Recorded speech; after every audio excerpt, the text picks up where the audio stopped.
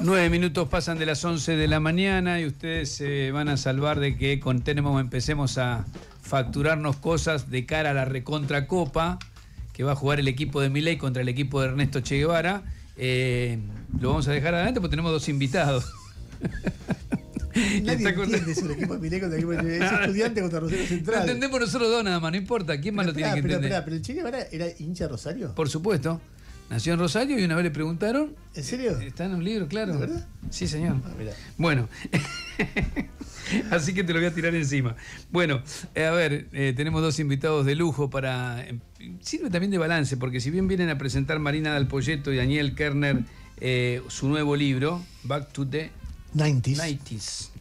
Volver a los 90. Marina Dal Poyetto, licenciada en Economía, bueno, la conocen, ha hablado infinidad de veces con nosotros, la tenemos, Ernesto la vuelve loca, la llama todo el tiempo y ella tiene la amabilidad de atendernos. Daniel Kerner, director ejecutivo para América Latina de Eurasia Group, es el principal consultora de análisis político a nivel global, así que bueno, entre los dos hicieron este libro, lo voy a mostrar porque tiene un dibujo de Milei con...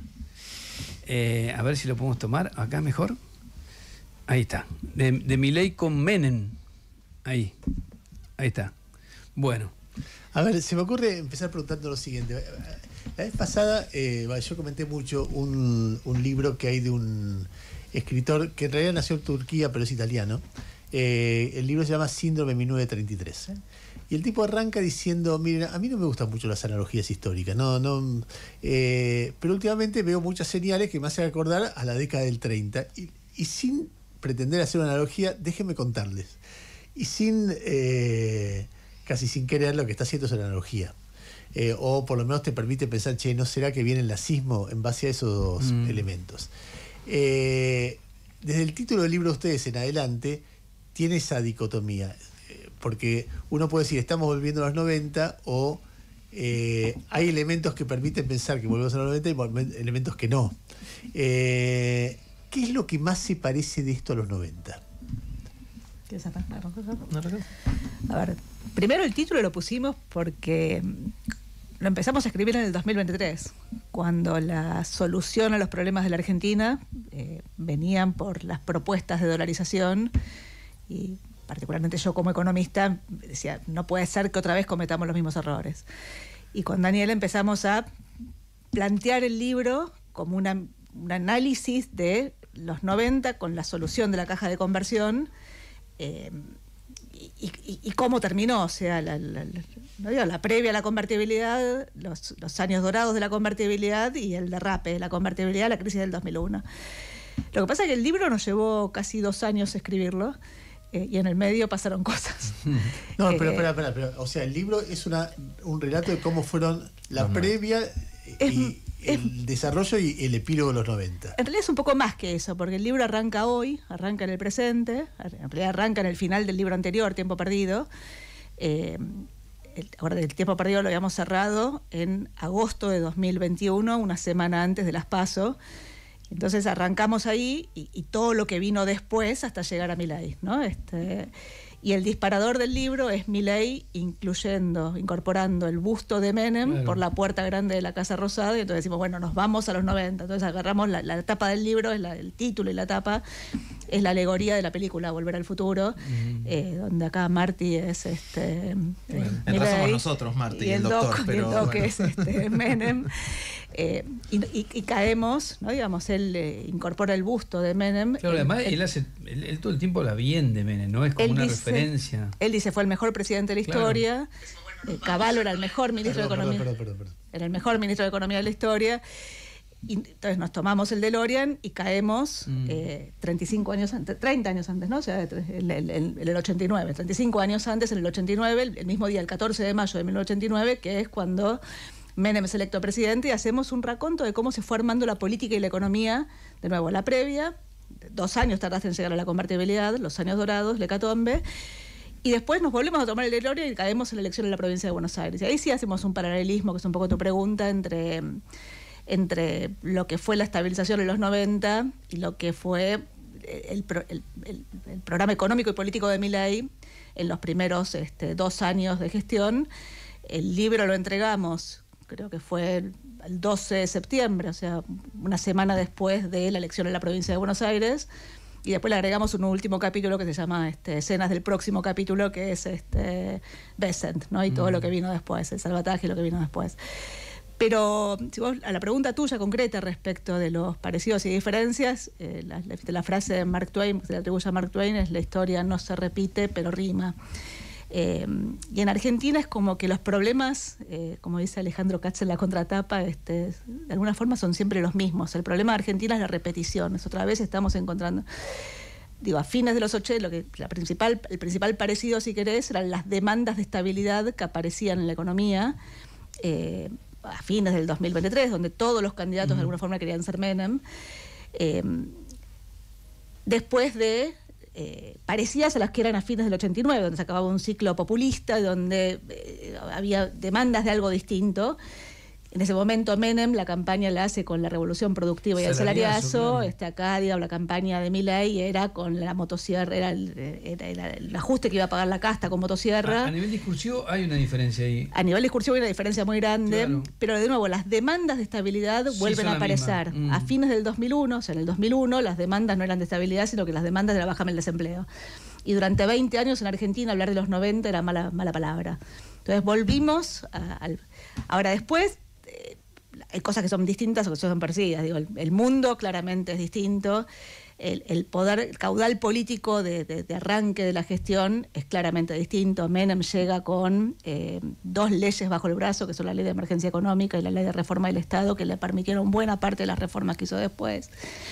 La región en general venía de periodos de alta inflación. Acá es la Argentina la que tiene un escenario de alta inflación, y toda la región iba a programas de estabilización con el manual del consenso de Washington bajo el brazo. O sea, estaba el listado de cosas que había que hacer. Toda la región se estaba abriendo y el mundo está yendo hacia un mayor proteccionismo. Entonces hay parecidos y diferencias, pero sí lo que hay de parecido es, de nuevo, un intento de estabilización, de alguna forma usando un esquema de ancla cambiaria con apertura de la economía. En ese momento el ancla era mucho más rígida que la que tenés hoy por hoy, pero con apertura de la economía y la discusión que aparece en términos de sectores ganadores, sectores perdedores, y el aumento del desempleo atrás. A ver, quiero hacer hincapié en las diferencias, porque hay una diferencia que uno puede decir a favor de los 90 y una diferencia que uno puede ver, desde mi punto de vista, ¿no?, a favor de este periodo en comparación. A favor de los 90, el proceso de inversión extranjera, que hizo que de repente, aún habiendo habiendo desocupación, había plata en el bolsillo de la gente. Yo siempre cuento que yo en ese momento me separé, y mi viejo me prestó, yo era un pinche en Página 12, mi viejo me prestó $40.000 para un departamento que valía $40.000, hoy ese departamento vale 100, y yo se lo pude devolver la guita en 2 años y medio. O sea, tenía un sobrante en dólares que, no sé, hoy uno de mis hijos tiene el puesto similar y no la relación salario no es la misma, es catastróficamente peor. Entonces, y acá hubo un proceso de inversión y crecimiento. Uno ve las cifras a los 2 años, 10% de crecimiento anual, casi 0% de inflación, etcétera. A favor de este periodo es que el esquema cambiario es más flexible, entonces le permite adaptarse le podría permitir adaptarse sin grandes atrasos cambiarios. Hay que ver a la larga qué es lo que pasa. ¿Cómo confluye en eso, en el análisis que ustedes hacen de la comparación? Una de las cosas interesantes es que cuando uno piensa, casi todo el mundo piensa en los 90, piensa la convertibilidad, pero en realidad Menem gana con hiperinflación en el 89. Menem no tenía idea qué hacer, no tenía equipo, no tenía nada. Nosotros nos tomamos el trabajo de leer todas las cosas que había escrito Menem, o muchas de las cosas que había escrito Menem en los 80s. Es realmente cualquier cosa. Llega y dice, bueno, ¿ahora qué hago y cómo soluciono esto? Y compra el plan de Bohr, ¿no? Compra el plan Bujibón porque piensa que Bujibón le va a dar plata, no porque está convencido de que el plan técnicamente sirve. Después ese fracasa. Pero mi punto es, los 2 primeros años son muy difíciles para Menem, incluyendo una hiperinflación más.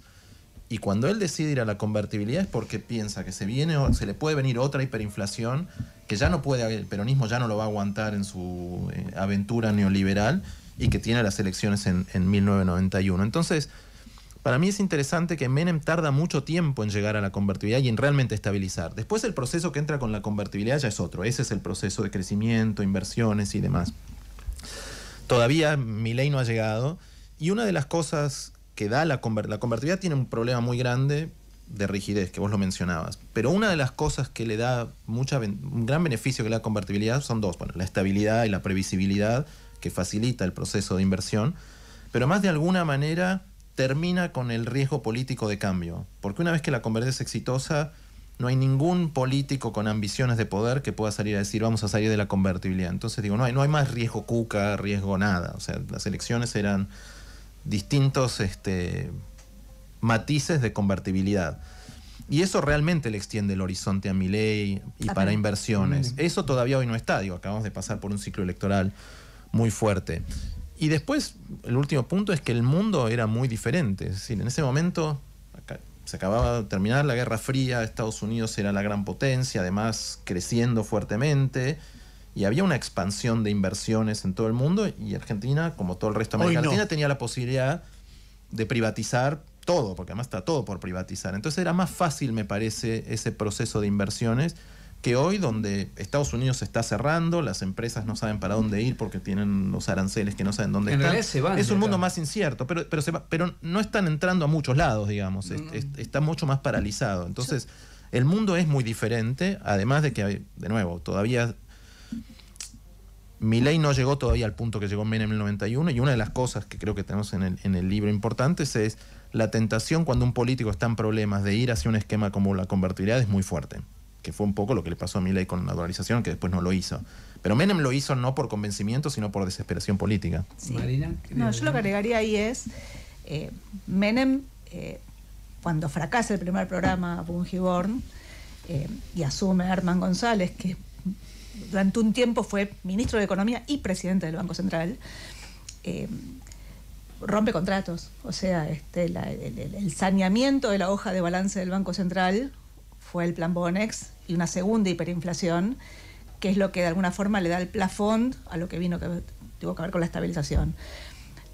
La aceleración en la agenda de privatizaciones le permitió recomponer reservas, la limpieza de la hoja de balance del Banco Central desde el lado de los pesos, los australes en ese momento, le permitió, de nuevo, la base de sustentabilidad de la convertibilidad. Sin eso la convertibilidad no la hubiera podido tener. Pero adicionalmente a eso, el ajuste fiscal lo hace Herman. O sea, buena parte de los deberes para lo que fue la convertibilidad se hacen antes. Después la convertibilidad avanzó en una agenda de reformas, si querés, inéditas, de nuevo, con el manual del consenso de Washington bajo el brazo, y donde las demandas no solamente eran de estabilización, sino de, diría, mejora en la calidad de los servicios públicos, ¿no? Digamos, la ausencia de teléfonos, se cortaba la luz, el gas, etcétera, el transporte que no funcionaba. Entonces lo que digo es, creo que fue bastante más. Respecto a esto que plantea Daniel, es cierto, digamos, el mundo se está cerrando y la Argentina se está abriendo. Pero no, Argentina se está abriendo viniendo de un país que estaba totalmente cerrado en un mundo que no se había cerrado como se cerró la Argentina, y donde el set de precios relativos de Argentina era obsceno. O sea, tenías precios de bienes ridículamente caros, precios de tarifas de servicios públicos ridículamente baratos, y eso de alguna forma lo estás cambiando. En la convertibilidad eso se había cambiado de alguna forma antes, y con el anclaje cambiario vos lo que tuviste fue inflación en dólares. Cuando vos decís los ingresos acomodaron, es cierto, el salario y la inflación fue muy rápido, y de hecho fue la contracara del atraso cambiario. Igual en la convertibilidad todavía había una discusión, o durante mucho tiempo hubo una discusión respecto al salario real, o sea, la capacidad de compra de los salarios versus el salario costos, ¿no? Entonces el salario costo era muy alto y eso no se terminó de resolver. De hecho, en la convertibilidad Menem avanzó con todas las reformas, y la reforma que no hizo es la laboral. Bajó alícuotas de impuestos, el aumento de salarios por productividad. Hubo algunos... Flexibilización, ¿de verdad? ¿Se hablaba? Pero la reforma laboral la pasó de la Rúa con el y ahí fondo, se acabó de la Rúa. Ahí se acabó de la Rúa. Entonces lo que digo es, cambia la época. Y si bien es cierto que vos hoy no tenés la cantidad de empresas por privatizar, porque ya la mayor parte son privatizadas, y el salto en la productividad de ese lado, te diría que las inversiones de ese lado son menores. Hoy lo que tenés son, la convertibilidad, hubo un sector que fue muy dinámico, que fue el agro. O sea, la soja transgénica y el aumento en la frontera agrícola. Generó mucho más recursos. Te generó mucho más recursos y se los generó el kirchnerismo. O sea, el kirchnerismo sin eso probablemente no hubiera sido lo que fue. Porque la soja valía $600, pero la cosecha se había multiplicado por 3. En gran medida, cuando habilitaste la soja transgénica en el 95, Felipe Solá. Ahora, hoy hay te diría, dos sectores. La energía también fue un sector, digamos, que de la mano de YPF, digamos. De hecho, recién hoy estás alcanzando la producción energética que tenías en los 90, después de haberla destruido, digamos, durante mucho tiempo. Pero hoy tenés un recorrido en lo que es la producción energética, digamos, estás viendo las obras de infraestructura y sobre todo la energía. O sea, hay dos sectores con capacidad de generar inversiones y con capacidad de generar un aumento en las exportaciones. El problema que tienen poca generación de empleo y además están distribuidos geográficamente en lugares distintos donde tenés la concentración de población. O sea, no digo que esté todo resuelto, digo, son situaciones distintas. No sé, se me ocurre que muchos de los que están escuchando, que ya están pensando en el año que viene, en lo que viene en la Argentina, en esta vuelta a los 90, este espejo que incluso propone el propio Milei, como bien decían ustedes, ¿qué ven de lo que viene? Porque bueno, la convertibilidad fue exitosa en un punto, en la estabilización, en un montón de cuestiones, pero bueno, después fue acumulando tensiones que terminaron volando por el aire. Después explotó todo. Yo diría, a ver, dos cosas. Una, que todavía, como vos decías bien, el esquema cambiario todavía no es tan rígido, o al menos puede no ser rígido. Una vez que se va a lo rígido es muy difícil salir de eso. Y ese fue el gran problema de los 90s. Y no sé si la tentación de hacerlo no está en el gobierno. Lo que es claro en los 90s es que cuando Menem empezó a asustarse políticamente fue hacia ahí. Y la segunda, que yo creo que tal vez va a ser el gran desafío, es que la gente en 89, como decía Marina, la gente, los empresarios, todo el mundo reclamaba estabilización. No lo logra hasta el 91, después todo el mundo está feliz porque se estabiliza, 93 ganan en Capital Federal, es enorme, 95 se reelige Menem. Pero después las demandas de la sociedad pasan a ser mantener la convertibilidad y la estabilidad, pero generar empleo, claro, pero generar mejores ingresos, pero bajar la desigualdad, pero menos corrupción. Sí. Y realmente se vuelve casi imposible. A De la Rúa finalmente le explota eso porque ya no tiene. Pero las demandas sociales mantienen la estabilidad, pero empiezan a cambiar. Yo creo que hoy estamos donde el electorado todavía está pidiendo estabilidad. Pero no me sorprendería que esas demandas empiecen a cambiar. Y cuando esas demandas son más difíciles de satisfacer, es donde las tentaciones, los problemas políticos pueden empezar a ser más fuertes. Dos cosas, la Argentina no solamente fue un esquema de tipo de cambio fijo, fue una caja de conversión, que era más que un tipo de cambio fijo, y fue una dolarización de contratos decidida por la política. De nuevo, el ancla cambiaria rígida te permitió una remonetización muy fuerte de la economía en los primeros años, un crecimiento del crédito y este crecimiento a tasas chinas, que no eran chinas en ese momento todavía. Hasta que el mundo se dio vuelta, hasta que el mundo empezó a subir las tasas de interés, hasta que el dólar se empezó a fortalecer y uno a uno todos los regímenes de tipo de cambio fijo, porque el tipo de cambio fijo no era solo la Argentina, en general era la forma en la cual los países se habían estabilizado, empiezan a caerse. Primero Asia, los países asiáticos, después Rusia y sobre todo Brasil. Cuando Brasil devalúa en el año 99 es casi el final de la convertibilidad. Entonces lo que dice Daniel es las demandas que aparecen, digamos, adicionales, aparecen en un contexto donde los rendimientos de la convertibilidad eran claramente decrecientes.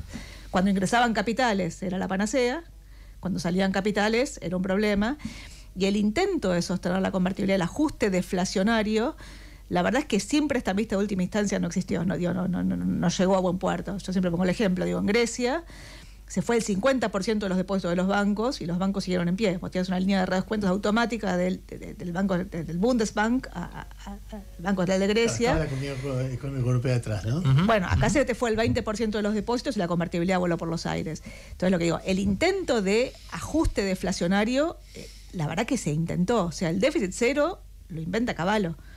Cavallo inventa el déficit, no solo lo inventa, sino que lo pasa por el Congreso. Hay una ley de déficit cero aprobada por el Congreso y el ajuste deflacionario nunca llegaba. Tenías dos problemas. Uno era te caía la recaudación porque te caía el nivel de actividad, pero el segundo problema es la convertibilidad, si querés el puntapié de la convertibilidad, más allá de la limpieza de la hoja de balance del Banco Central, tuvo que ver con el Brady y la consolidación de las deudas que había arrastrado, si querés, el país desde el colapso de los petrodólares en el año 82 y sobre todo en el inicio de la democracia, y la consolidación de las deudas previsionales y de las deudas con proveedores. Entonces vos empaquetaste la deuda y en los 90 arrancan los mercados de crédito emergentes. Y Argentina, como todos los países de la región, empieza a acceder al crédito y a refinanciar a condiciones de mercado los vencimientos de la deuda que habían sido contraídos compulsivamente. O sea, tenían tasas muy bajas y plazos muy largos. Argentina nunca se gradúa en los 90. ¿Por qué no se gradúa? Y porque el resultado fiscal nunca fue el que tenía que ser, aunque tenías cuasi equilibrio primario, o sea, no tenías déficit primario, tenías déficit financiero creciente porque la cuenta de intereses empezaba a subir. En parte porque todo el ímpetu de las reformas que tuvo desde el 91 Cavallo, digamos, lo que tuvo que ver con la modernización del Estado, con los pactos fiscales, con cómo se distribuyeron los gastos entre nación y provincias, la reforma previsional, etcétera, etcétera. La educativa, tiene las escuelas, ¿no? Las escuelas se pasaron a las provincias, la educación, la salud se pasó a las provincias. Eso, de alguna forma, se frena con, de nuevo, primero la salida de Cavallo del gobierno y segundo, con la decisión de Menem de ir por la reelección, ¿no? La reelección y después la reelección. Entonces, digo, siempre está la pregunta de qué es lo que hubiera pasado si, o sea, un poco lo planteamos al final. Bueno, no pasó, o sea, lo que sí queda claro es que el intento de ajuste deflacionario, la gente... A ver, déjeme hacer una pregunta que tiene que ver con... uno, hoy yo decía, cuando veía el elogio que The Economist le hace a Menem, diciendo, bueno, a ver... queremos contar el país al que le fue, no al que le fue mejor, ni el más potente, ni el más influyente, ni donde la gente más feliz, sino el que dio un vuelco en este año. Y entonces dice, bueno, nos llegaron al final dos, Siria y la Argentina. Para mí, nosotros el más importante fue Siria, que vienen de una guerra. Me imagino un sirio viendo eso de Economía y diciendo, ¿qué es eso? Y uno de los 90, uno tenía la idea del milagro económico como una idea muy... Yo me acuerdo que voy con Menem a cubrir una visita de Menem a la India. Y entonces en Bombay, que es la capital económica de la India, claro, yo caminaba por Bombay y era una tragedia social. Yo no podía creer, era una pobreza, eran casas de cartón puestas contra paredes, totalmente oscuras, que vos mirabas y había gente comiendo la mano de un plato, pero interminable, con dimensiones hindúes. Y vos ibas a 2 cuadras a una conferencia de los industriales de Bombay con Menem y todos estaban aplaudiendo el milagro económico hindú. Y yo decía, ¿y eso qué es? ¿De qué están hablando? En la Argentina, yo me acuerdo perfectamente, en el 98, cuando fue la asamblea del Fondo Monetario, ya se habían caído todos los países.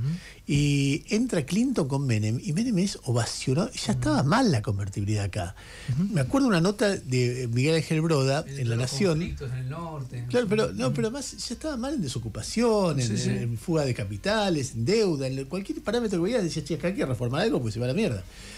Y me acuerdo la nota de Miguel Ángel Broda diciendo, pocas veces me sentí tan orgulloso de ser argentino. Y un tipo que sabía de economía. O sea, hay veces que se generan consensos sobre modelos que dicen, che, esto es espectacular, y qué sé yo, y nadie mira el detalle, que es lo que hace ustedes todo el tiempo.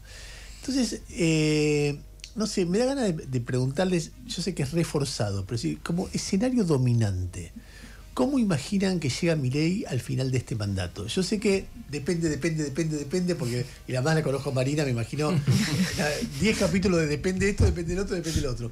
Pero hay algo que vos decís, pero a mí me parece que lo que va a pasar es esto. ¿Qué es lo que les parece que va a pasar? Yo creo que hoy Milei tiene una... A ver, voy a empezar sin dar la respuesta, pero yo creo que Milei hoy tiene una oportunidad que, y creo que hay 2 Mileis. Está el Milei muy ideológico y está el Milei más pragmático que a veces aparece. Yo creo que si prevalece el Milei más pragmático y calibran el tipo de cambio dependiendo de lo que pase, entiende que las demandas sociales van cambiando y entiende que tiene que mantener cierto plafón político, yo creo que Milei puede llegar bien al final de su mandato. Si la tentación es más hegemónica ideológica, yo creo que puede empezar a tener problemas, porque creo que lo que vimos en los 90 le va a empezar a pasar a él. Y es difícil, digo, yo me dedico un poco a esto, y es difícil saber cuál de los dos va. De comercio, ese tipo de cosas. Sí, o sea, que la gente empiece a decir, bueno, ya me estabilizaste, ahora no quiero perder el empleo, quiero llegar a fin de mes, quiero que, digo, una de las grandes discusiones del mundo de vida es el costo de vida, o sea, la gente, que los servicios públicos funcionen. Si uno mira América Latina hoy, eso es una región de enojo. El último acto que hizo Trump, porque claro, ahí tiene un problema micro, que la inflación crece, los salarios caen. El costo de vida es muy alto, ¿sí? Las pancartas decían mejores salarios, como pidiéndolo, como Trump y su gente pidiéndole muy populista, ¿no? El esquema económico, a los malos, que suban los salarios, como si no dependiera de su... Pero una de las cosas que cuando escribíamos el libro, digo, fue muy interesante. Si uno hubiera pensado, después de la elección del 93, si hubiéramos tenido una conversación así, vos hubieras preguntado esto de Menem, yo creo que nadie hubiera pensado, salvo a lo mejor una persona, que la otra estrella de los mercados emergentes, o en ese momento, le decían de otra manera, que era México, un año después iba a tener una crisis económica y política que se iba a llevar puesto a todo, negro, ¿no? y que después lo mismo le iba a pasar a los que eran el milagro económico, que eran los asiáticos, y que después Rusia iba a defaultear y que después Brasil iba a colapsar. Nadie lo hubiera pensado en el año 93. 5 años después habían caído todos, como vos decías, y la convertibilidad ahí ya está herida de muerte por eso. Sí, yo creo que hoy, parado hoy, uno ve el mundo y dice, bueno, probablemente no sea un mal año para el mundo y no sea un mal año para Argentina. Pero no ve la burbuja en el mercado de acciones en Estados Unidos, la desesperación de Trump frente a las elecciones, el conflicto entre Trump y China. O sea, los riesgos de que algo pase malo en el mundo hoy son mucho más altos de los que uno hubiera pensado en el 93, y yo creo que eso va a determinar mucho de cómo llegue Milei. Bien, y depende mucho de él también. Bueno, depende de que ese pragmatismo se mantenga. Claro, en gran medida, sí.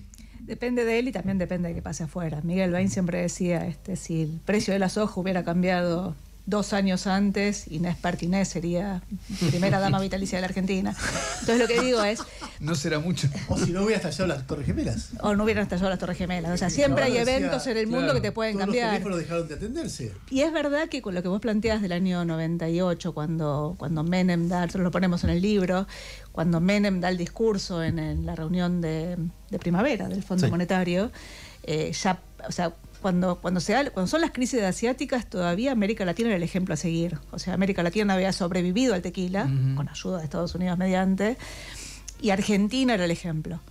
Ya cuando Rusia se ve afectado, ya ahí se corta el financiamiento, y el corte al financiamiento, no fue sostenible. O sea, sin un prestamista de última instancia. Entonces yo creo que una de las preguntas que van a aparecer es, bueno, hay un prestamista de última instancia. O sea, Bessent apareció como un prestamista de última instancia, y la historia que estás viendo hoy no hubiera sido la misma si no hubiera aparecido Bessent 2 meses de atrás. Hay un prestamista de última instancia. ¿Forever o no? Como lo tuvo, de nuevo, los países de la periferia europea, donde el whatever it takes de Bessent es igual al whatever it takes de Draghi, donde había un compromiso con el sostenimiento del euro. Hay realmente un cambio en la política internacional americana, y creo que aparte lo que hay es creo que, de nuevo, no están las privatizaciones, o sea, no son las inversiones en servicios, las que vienen, pero sí hay inversiones que vienen, RIGI mediante, cambio en las condiciones muy fuertes mediante en términos fiscales y en términos de acceso a la disponibilidad de divisas, donde vas a tener un boom de inversión en esos sectores. Entonces lo que digo es, hay un lugar, si querés, a dónde ir. En el medio, el salto en la productividad tiene como contracara el salto en el desempleo, y lo que estás viendo hoy por hoy es un salto en el desempleo bastante amortiguado, pero lo que estás viendo es un cambio muy fuerte en la calidad del empleo. En los 90 vos lo viste, no lo viste tan rápido. O sea, en los primeros años de los 90, la gente que se iba con un retiro voluntario ponía un negocio. Sí, el famoso parripollo, el padre, todo eso. Hoy el que se va con un retiro voluntario maneja el Uber.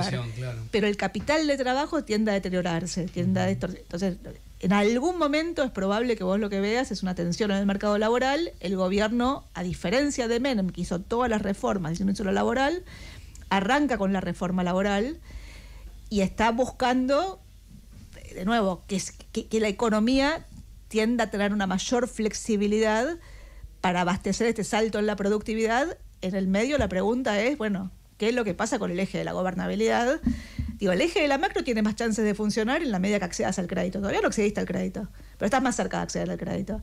El eje de la gobernabilidad, te acabaste de pasar de una elección, aumentaste el caudal político en el Congreso, vas a tener victorias electorales, de nuevo, tenés elecciones de nuevo en 2027. Y el eje de la micro creo que es el más endeble. O sea, va a haber reformas, pero la productividad que tiene la Argentina hoy en comparación con la productividad que tuvo en los 90, convengamos que es mucho menor. Tipo de cambio hoy es más alto que el que tenías a finales de los 90, pero tenés probablemente inflación en dólares, sobre todo en lo que son servicios. Entonces, para mí hay un montón de incertidumbres. De nuevo, depende. Las chances de llegar son mucho mayores que las que tenías 2 meses atrás, y si tenés un prestamista de última instancia de verdad, y las chances de hacer. Si vos a esto lo enchufás dólares, esto funciona. Marina, Eduardo, muchas gracias. Daniel Kerner, Marina Dal Poyeto. ¿Hay un Eduardo Kerner? Debe haber. No, Bueno, Daniel. Bien, Marina, gracias por haber venido. Gracias. Back to the 90s se llama. Sí, señor. Nada, volvieron a ver, se volvieron a tener ganas, volverse a los 90. No, decía, hay gente recontra seria. Sí, está muy bueno. Yo a Daniel no lo conozco tanto, a Marina la recontra conozco, es gente obsesiva de la seriedad, o sea, nada. Y una ¿Puedo cosa hacer un pequeño comentario del libro? Chiquito. De nuevo, lo escribimos politólogo y economista, o sea, Daniel, cada vez que yo me pasaba de rosca con cuestiones técnicas, me bajaba y lo íbamos limpiando. Es una lectura ágil, tiene capítulos todos cortos, entrelazados entre sí, es una historia, y tiene cuestiones técnicas, digamos, lo que es una caja de conversión, lo que es la cuenta de regulación monetaria, lo que era el mundo antes, qué fue el efecto tequila, pero como box aparte, que te permiten, digamos, si que te interesa leerlos, y si no, podés saltear y tener la historia completa. La verdad que tratamos de hacer algo que creo que estamos contentos. Y dos cosas que siento que están pasando en el libro. Gran regalo para Navidad. Cuando lo escribimos y la gente que conozco lo leyó, que vivió los 90, empezás a no solamente a recordar lo que pasó, sino a sentirte vos otra vez otra vez ahí, y está bueno. Y después hay mucha gente que quedó con la idea de los 90 que se armó después, y que fueron tanto por Milei como por los Kirchner, que bueno, o demonizados o glorificados. No, y y tratamos de que no sea eso. Años de muchísima intensidad, ¿no? Por lo menos para nosotros. Sí, por suerte pasaron, por suerte ahora no estamos intensos. No, ahora está todo tranquilo. Muchísimas gracias otra vez. Marina Dal Poyeto, Daniel Kerner.